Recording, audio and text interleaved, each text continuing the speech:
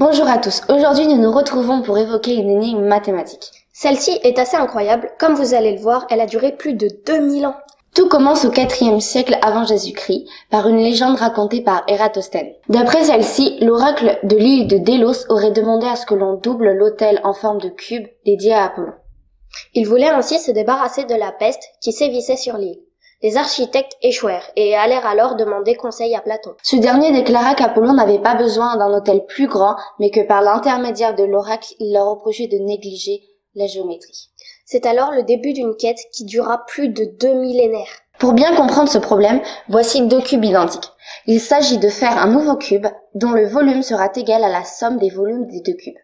En d'autres termes, le volume du nouveau cube est égal au double du volume du petit cube. Et en termes modernes, cela revient à trouver un nombre b tel que b au cube égale 2 fois a au cube si a est le volume du petit cube. Ce problème revient donc à savoir si l'on peut construire la racine cubique de 2.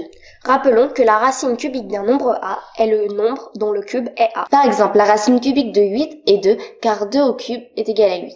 Nous sommes dans la Grèce antique. Pour les mathématiciens de l'époque, construire veut dire avec une règle non graduée et un compas, et rien d'autre. Ce qui rend le problème très difficile. Des solutions ont été trouvées assez rapidement grâce à d'autres méthodes.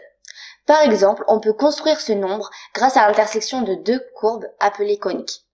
Cette méthode a été trouvée par Ménècre au IVe siècle avant Jésus-Christ. Ce n'est pas la seule méthode, de nombreux grands mathématiciens se sont attaqués à cette énigme. Certaines ont même donné lieu à la fabrication d'instruments pour construire la racine cubique de 8.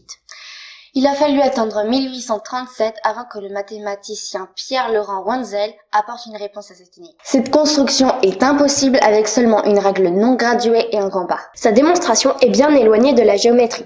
À la suite des travaux de Gauss, il étudiait les solutions de certaines équations. Il a publié un théorème qui relie les nombres constructibles et son étude sur les polynômes.